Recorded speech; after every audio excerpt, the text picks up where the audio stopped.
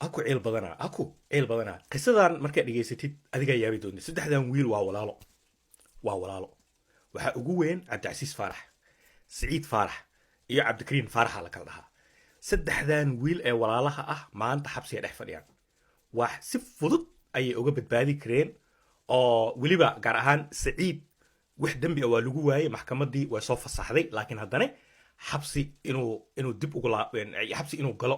ayaa dhacday cabdikariin faarax wiilkan waa 24 jir saddexdan wiil ee walaalaha waa wiilka ugu yar asaga wax dembi ah weligiis maba gelinba wax dembi weligiis ma gelin wiil nadiif ah iska shaqaysto iska cibaadaysto ahay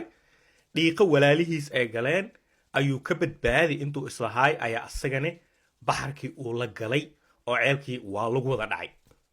wax sax inta la islahaay ayaa wax la qalday sheekada marka saddexdan wiil ee walaalaha aad ku xanuun badan waxaa islaaya qof walba oo Soomaali ah weliba gaar ahaan waxaa u isticmaali kartaa muuqaalkan educational waxyaabaha baxarka ku gelin kara inaad iska ilaalisid waayay horta aan dib ugu laabano sanadka 2024 Minnesota waxaa ka bilaabatay in dadkii dambiyada lagu baaray ee lagu helay gaar ahaan kiiska 250 milyan ee dollar ee la dhacay oo gabadha cadaanta ah Sweet Amy ee ugu sareysay inta kale ee ku xigtay badankooda ay ahaayeen Soomaali 70 qof ee dambiga lagu helay Soomaaliya u badneed dad aad u far badan la xukumay qaarkood ba xabsi dhex fadhiyo sheeko dheer waa laakiin qisada saddexdan wiil aniga si gooni ah iyo xanuujisay waaya aku bilawnay sanadka marka 2024 waxaa bilowday wax loo yaqaan trial maxkamad ayaa la soo saaray labadan walaalaha ah Cabdicasiis Faarax iyo Siciid Faarax maxkamadda la soo saaray maxkamadda waxaa fadhiyay xeerbeegto juror wax loo yaqaan xeerbeegtada gabdho iyo wiilal iyo waxba isku jireen kiiska dhageysanayaan markay kiiska dhageystaan ayaga go'aan gaaraya mugta marka meesha ma inay ilfaantaan Cabdikariin wiilka 24 jirka qisadan dhan kuma jirin labada wiil ee walaalihiisa maxkamadda haysatay marka intii maxkamadeenta ay socotay oo dambi baarista ay socotay oo jurorka la isku soo laalaabanayay qiso yar oo dhacday oo saddexda wiilba ay ku dhaceen jirto oo isla ayaga la gacantooda ay ku sameystaan qisadana waxay ahayd gabar kamid ah xeerbeegtada oo madow ah oo da'yar wiilashan walaalaha ah waxay isku dayeen in lacag la siiyo mid kamid ah gabadha xeerbeegtada oo da'yareed oo madow ah si lacag loo siiyo waxaa lagu leeyahay wiilasha Siciid Faarax iyo Cabdicasiis Faarax waxay la hadleen wiilka ayaga ka yar ee walaalkood ah ee Cabdikariin Faarax qisaan fahmaya Cabdikariin Faarax wax dambi ah waxaan dhan banaanku ka joogay shaqadiisa ma ahayn laakiin ay walaalihiisa waxay dhaheen waa inaa ogaataa horta Cabdikariin maanta ayuu qirtay dambiga wax loo yaqaan laaluushka waaya marka Cabdikariin waxay dhaheen wiilashan walaalaha ah Cabdikariinow waxaan rabnaa in lacag qaado aan u geyso gabar kamid ah gabdhaha xeerbeegtada ah si gabadhaas loo laaluusho oo hadhow codkeeda ay u tiraado raggan dambi ma gelin oo wiilashii walaalaha ahay saas dambiga looga dhaqo marka wiilashan wax sax islaayeen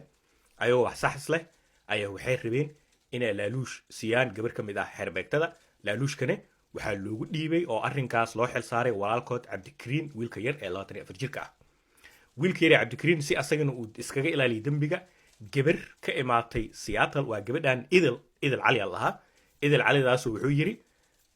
lacagtan qaad waa 200 oo kun oo dhageysta meesha 200 oo kun oo dollar bac lagu qaaday gabadhan ladana loo dhiibay gabadhan iyo waxa isla socday Cabdikariin baawr wada saaran waxaa la aaday guriga gabadhii xeerbeegtada la aaday marka ladan waxay sameysay guriga gabadhii gargaraacday oo xeerbeegtada ahayd odaya ka furay oday oo xeerbeegtada gabadha xeerbeegtada ah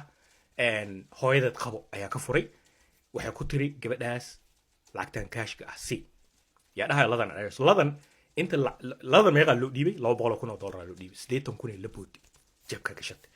gabadhii xeerbeegtada ahayd oo loogu dhiibay 200 kun oo dollar ladan waxay jabka ka gashatay 80 kun marka 120 kun oo dollar ay odayga farta ka saartay waaya sheekada meeshaas ay ka xumaanaysaa gabadhii xeerbeegtada ahayd isla markii booliiska wacday in la ilaaluusho la damcay ka dhacday marka inta sheekadan ay socoto oo laaluushka gabadha xeerbeegtada hal geeyo sheekadan inta socoto dawladdu waxba kama ogaya waxaa go'aan rasmi ah laga gaaray arrinkii kiiska labadan wiil ee walaalaha ah Cabdicasiis iyo Siciid Cabdicasiis dambiga waa lagu helay Siciid dambiga waa lagu waayay سعيد markii dambiga lagu waayay la iska soo fasaxay dharkiisa caadi u soo gashtay uu magaalada iska soo galay kadib ayaa booliiskii iyo maxkamadii iyo sheekadii laaluushkii qaraxday markaasaa baaris la bilaabay waxaa la ogaaday saddexda wiil ee walaalaha ah iyo gabadhan ladan in sheekadan laaluushka ay isku dayeen in dowladda ay gaadaan ama ay jalaaf u kacaan سعيدكii la fasaxay ee maxkamadii dambiga lagu waayay dib uu maxkamadda ugu soo laabtay qam xabsiga geliyeen wiilka yaraaya cabdikariin oo wax sax islahaa gabadhii ladan laaluushku dhiibay dhab asagana way qabteen kiiskii laaluushka ayaa asagana dembigiisa madaxa loo saaray oo maanta uu qirtay oo ay leeyihiin ilaa 5 ilaa 6 sano ayaa lagu xukumaya gabadhii ladan ahayd ayadana kiiskii lacagta gabadhii ay u geysay oo cabdikariin ugu dhiibay ayadana lagu xukumay marka dad aanama dambiga ku jirin cabdikariinkan wixii banaanka ka ahaa nadiifka ahaa bahar dalaq gabadhan ladantii oo waxaan banaanka ka ahayd bahar kale dalaq سعيدكii asagana maxkamadda dambiga joorka dambiga ay ku waayeen bahar dalaq cabdicasiiskii ugu weynaay oo asaga kiiska lagu helay kiis kale oo dheeri ah oo laaluush bahar kale dalaq sheekada ma ilfaantay saddexda wiil ee walaalaha ah maantadan haddii qaladkaas laaluushka aysan samayn lahayn banaankaasay ka tagnaan lahaayeen hal wiil oo walaalkood basa xabsiga ku jiri lahaa asagana in loo duceeyo ilaahay wixii u fududeeyo sheeko noocaas ay ahaan lahayd laakiin maanta saddexdii wiil ee walaalaha ahaa cabdicasiis saciid iyo cabdikariin xabsiga la dhex fadhiyaa gabadhii idil ahayd ayadana bacdaas ay qaaday ee ayadana kiis ayada xabsi kuma jirto waa la soo maalmo yar ay ku jirta xabsiga laakiin hadda banaankaasay ka taagantaha laakiin kiiskii iyo dhiiqadii iyo ceebtii iyo dulinimo wixii dhanaa lagu dhex jiraa soomaaliya ay cashir ka barta walaalayaalow haddii waddamadan qurbaha aad mistake yar aa gashaan ha wada gelina taxadir lahaada loo yaro qabsada bilaa calaykum